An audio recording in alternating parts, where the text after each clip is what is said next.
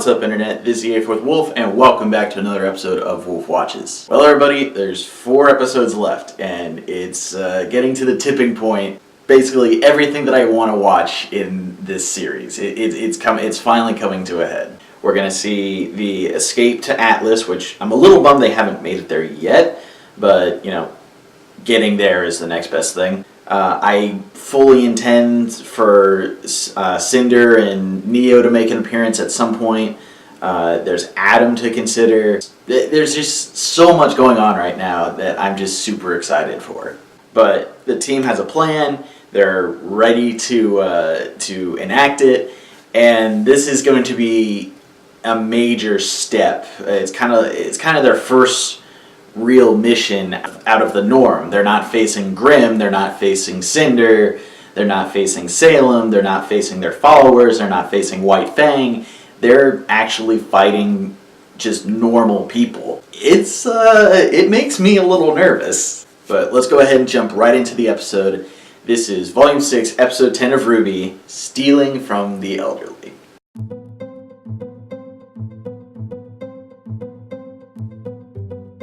So we start off in the Atlas base, and Weiss is there, dragging her luggage, and Caroline is bringing her to a ship, assigning her guards, and taking her to Atlas. So it turns out that my idea about how they initially get onto the ship was pretty spot on. They're going to use Weiss as a decoy, or to, you know, basically just as cover, and then pick up the rest of the group at some other location. Caroline is kind of fawning over Weiss, basically saying, "Oh, you know, I'm so glad that you've changed your mind and you're gonna let me take you home. Be sure to tell Ironwood, you know, that I helped you out. Wink, wink." And Sapphire happens to be there with her kid, and I don't know what the initial excuse was for her to be there, but she's basically there to run interference for Weiss in case of any trouble. And trouble actually comes up when the guards say, you know, "Oh, Weiss, let me take your luggage," and Weiss does not want them to be touching her luggage for reasons that we discover soon. Caroline is actually slightly tipped off by kind of like Weiss basically saying, "Oh, no, you know, don't do this, you know, I'll take care of it, whatever." And that's when Sapphire and her kid, I really should know his name, I don't know off the top of my head.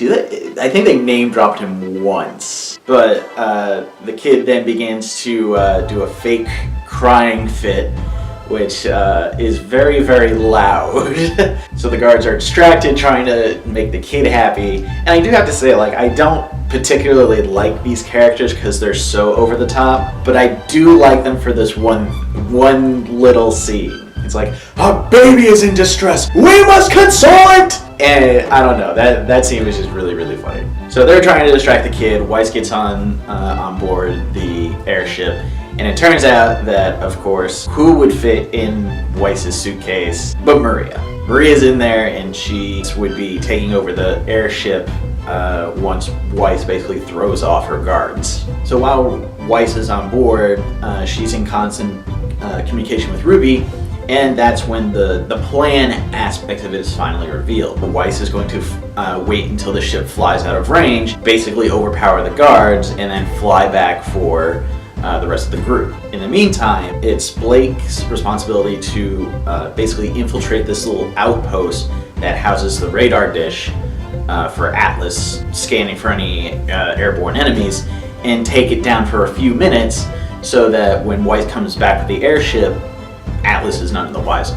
Yang goes to accompany her because she's got Bumblebee, and they can get in and out pretty quick, but for the actual mission part of it, Blake goes by herself because she's a little better at stealth than Yang. Which, by the way, Blake and Yang have a little banter about that subject. I think it's clear that Yang has more or less gotten over her reservations kind of about Blake's actions. It just seems like she's a lot more open to forgiving her and kind of bantering with her. It's almost like they're back at Beacon. So despite the fact that this plan is, you know, it's a pretty good plan, and in all likelihood it would succeed, Crow is obviously kind of still nervous about the whole idea. So Weiss waits until she can no longer communicate with RWBY or anybody else, goes into the cockpit and overpowers the guards, throws them out of the airship with a parachute, and releases Maria from her confinement.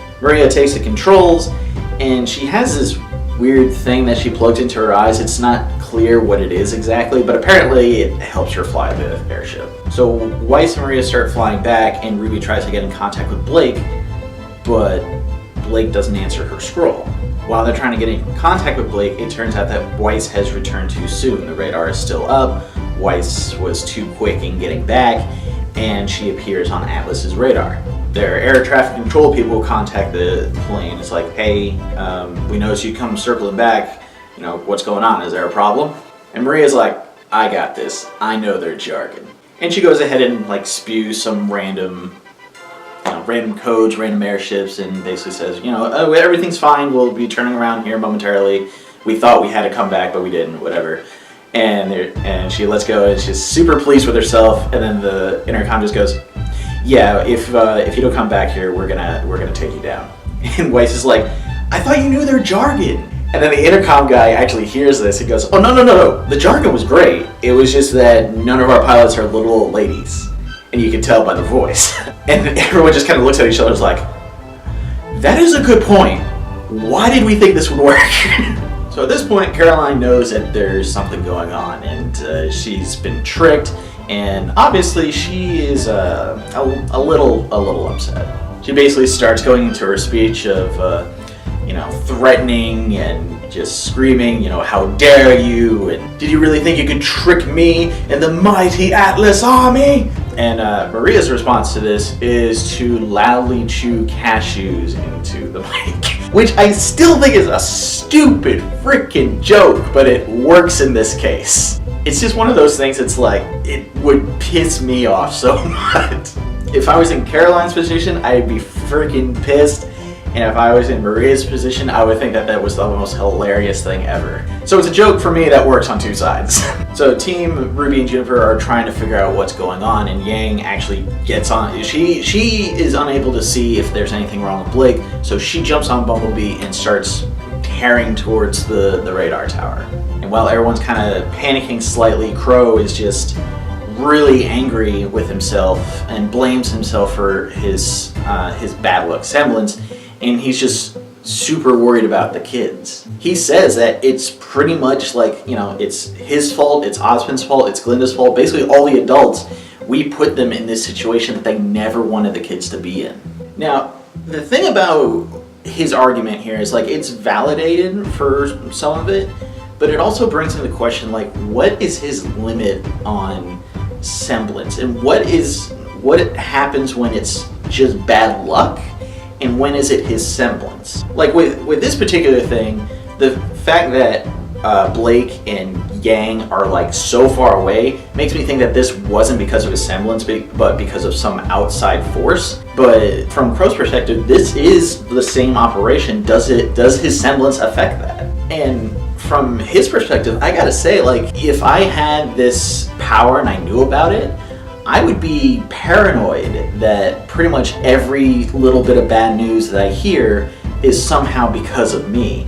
And that's a lot of blame to put on one person, especially if a lot of it is just coincidence. And actually, I was thinking about this after discovering Mercury Rock's father's semblance and power to take away semblances. It's kind of a shame he's still not alive, because if he took Crow's bad luck semblance, yeah, Crow would have some bad events because he uses it against enemies, but at the same time it would change. I think he would be more than happy for somebody to take it. So if there's a way for Marcus Black to have that semblance, I wonder if there's someone else that could have the same semblance. Most semblances are unique, but it's only a matter of time before someone has the same semblance. I mean, look at the Schnee family. They say that pretty much anyone who is a huntress or has been trained, they all use glyphs. It's hereditary. So it would be interesting if maybe Mercury got his semblance back and it was the same semblance. So with this outburst, RWBY kind of says, you know, we're all in this together. We would have been here even if you hadn't decided to come, and we still want you in our group. We need Crow Bronwyn. And Crow just kind of sighs and says, I don't know why, but you just had to grow up so fast and I'm just really proud of you. Basically that kind of thing. And RWBY just said, I have good role models. And this is a very important moment for me because Crow has been an asshole for almost this entire volume. And especially with last episode, with that outburst with RWBY, who said that she doesn't care what he thinks anymore. Like I was so happy that they managed to like mend this bridge. And Crow is kind of deferring the leadership role to RWBY and is accepting this, knowing that, you know, she's probably a better thinker, she's not biased, and he trusts her. This is when Weiss comes over the intercom and says, Caroline's not sending fighters. And we just cut back to the Atlas base in the base, which is like on an island with this small, for lack of a better term, it's a small island mountain. And suddenly these panels begin to open and the entire rock face just kind of peels away. And inside is this gigantic mech. It is huge. I'm not quite sure what in the RWBYverse it would be compared to because it is just massive, but it's a very simple design. Obviously it's just like some kind of secret weapon, maybe used on just bigger Grimm in general. So Caroline is at the controls and she's able to control its limbs and everything, and of course she has to strike a pose for Atlas and everything. But the right arm has this massive cannon with these little depressions along the elbow part of it. One of them depresses and this big ball of electric, it's basically a laser, just fires out of the gun and just narrowly misses the airship. So the mech kind of chases the airship out of the town and to the cliffside where the rest of Team RWBY, Crow, and Juniper, and Oscar were waiting. So RWBY, you know, talks to Weiss and says, all right, well, I'm gonna need you on the ground, Weiss, if we're gonna fight this thing. So epic mech fight! Meanwhile, we cut back to Blake, who's still at the radar tower, and she looks panicked and she runs and hides behind cover. She glances next to her and sees a dead soldier. It's a little disorientating because I don't know who she's running from or if she hurt or killed this person or anything like that, but she seems shocked, so the implication is that this guy was already dead when she got here and maybe she's fighting against somebody else.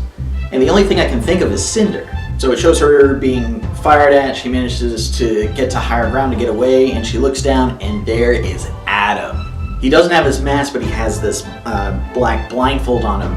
Kind of begs the question, like, I assume he can't see very well through that, so is he blind or he doesn't need eyes to see? I mean, we've always figured that there was some kind of disfigurement maybe on his face, but now he's like, it's only the headband, so it's either like right up in here or like maybe he has some kind of ability or semblance or just hyper awareness, sort of like Maria has, where he can kind of take in everything around him. But anyway, he reveals that he has been following them pretty much as soon as he could. I mean, he must have been following them for when they were on the train to Argus initially.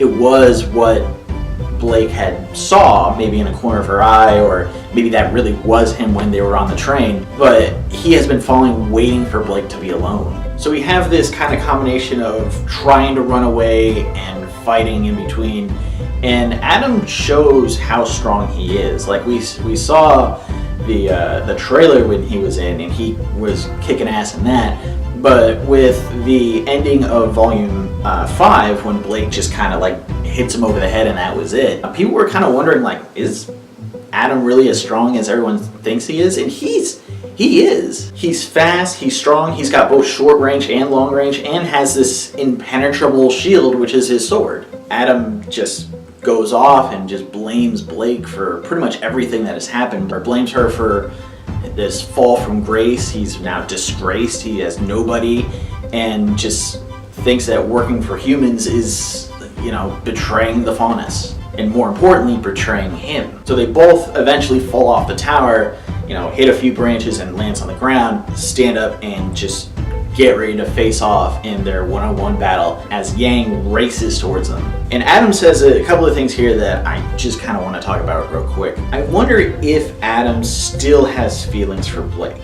With volumes 4 and 5, he's literally said, bring her to me and kill her family. I'll eventually kill her. But he basically says that he let her go once before. I will never do it again. So that sort of implies he still has feelings for her, but now it's just kind of devolved into, instead of a more healthy relationship, it's just devolved into possessiveness. Somewhere along the way, his legitimate feelings towards Blake has just crumbled into something like, I want this. She's skilled, she's smart, she's beautiful, and I want her, and I don't want anyone else to. And her basically rejecting me is just a massive insult. So it's one of those things where he's been very, very hurt by her betrayal, but it's not a legitimate complaint. If someone doesn't want to be with somebody else, you can't force that issue. You just can't.